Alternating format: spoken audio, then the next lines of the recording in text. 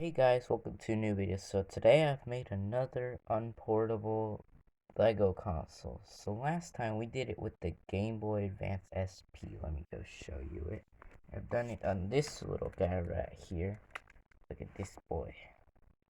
It's brand new, nice looking screen. It's the original screen. I didn't get the AGS 101 screen because I wanted to keep this as original as possible. But, it's pretty cool. It's a pretty cool handheld. I wish I had more games, but I only have a couple. I only have one GBA game, and the rest are Game Boy and Game Boy Color. So now, time to show you what I've done. So, it is the 3DS. If you didn't know, I got a 3DS. And here it is. Okay, so, as you can see, it looks bulky like this one, but obviously more bulky because it's bigger, and this is harder to do than this one. This one was a bit easier. You can't close it, just like this one. I couldn't close it. Had to be like this. This one looks more like an arcade style. Now there's this plating thing, you might be wondering what it is. This just prevents the buttons from falling out because they're not the stablest things. And the D-pad especially, because this thing is very loose. Might be wondering, where's the D-pad? You have to remove this, and then you have access to your D-pad. Reason why? Because Lego kind of designed it horrible. No, what am I saying? Okay, so I couldn't really do that because the D-pad is way too close to this joystick, and the D-pad is way too small to fit a 1x1 stud in this style. That's the reason why. So I just kind of put a cover so it doesn't have a random hole. No one wants to see a hole in the thing. You also have the power button here. The joystick, it's not the greatest thing in the world. It's not the comfortablest thing in the world. It also is not the best thing in the world. It doesn't respond that well. It sometimes gets stuck. Sometimes have to push it in. You sometimes have to push it out. It's very bad. I don't know how to make it any better, but yeah. You also have here a stylus. You kind of just remove this, and then you have your stylus here. And you can just put that in. Put some studs here to show you where to put it, so you don't put it like in front of the screen or anywhere. And then you can just lock it with this thing, which is kind of broken a bit. There we go. And you kind of lock it so it prevents it from falling out anywhere, like that. You also have access to your camera still. You don't have access to the outer cameras because of the back, which we'll get to later. Oh no, this thing's actually breaking apart in video. It's horrible. Okay, so what else to show you? Well, you still have access to your touchscreen completely. Now note, there used to be a front plating here, which is why there is nothing in front of this thing. It's supposed to have a front plating here, but it kind of broke off. You do have access to your 3D, but no one really uses 3D. It's quite useless and hurts my eyes. You also have triggers here in the back, which this side doesn't really work that well. The other side does. Let's see here, this one works better. You also have access to your volume on that side. Now let's move to the back of the 3DS.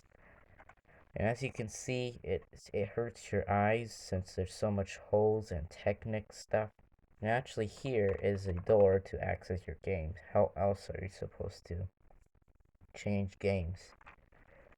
So all you do is kind of unlock it. There's a little lock, and then you remove this, and then that's how you access your games here. You can see the outer cameras are way too hard to access. I can't even see them. You also have access to your charger, so you're not completely doomed. The only problem is it's kind of hard to get in there, but it does get in there. And I even left a group here so that the cable can just pass through. There's also, obviously your game cartridge and your stylus, which you can't get to because it's too low. But that's why I included the other stylus. And there's the triggers over there, which this one, it does work, but it's kind of hard to. So yeah, that's it for the back. Let's actually put a game. So I have here this brand new game case. It's like the Switch one here. I have the Switch one, and it's not the best thing in the world. It's very hard to take out and put in. This one is better. It's easy to open. It does have the pages. You also have a slot for 2 SD cards, just like the Switch one here.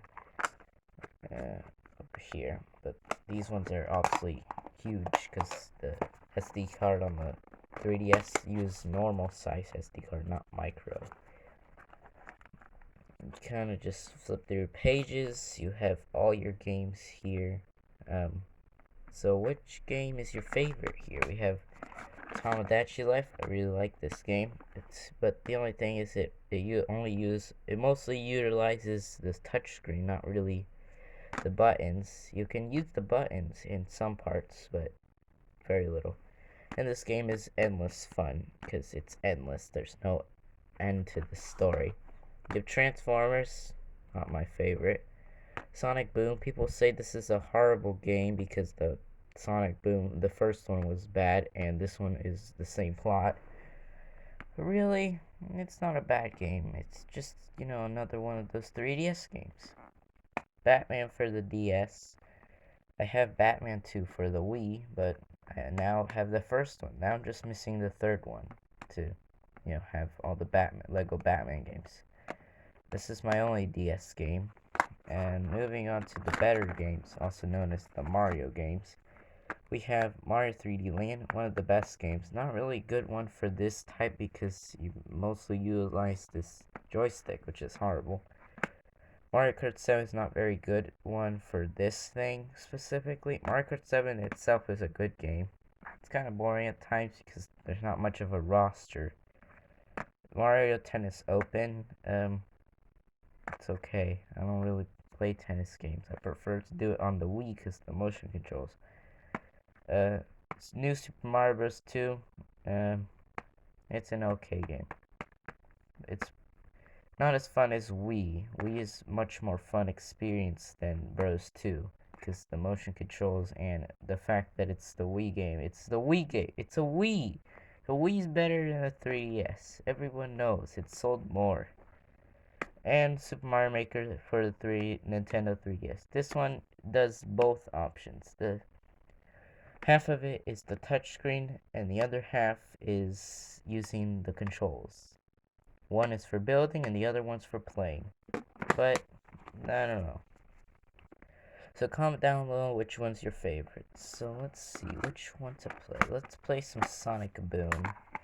I haven't gotten past the part, but yeah. So you kind of just go here. You go like this. Like that. And then you just push this.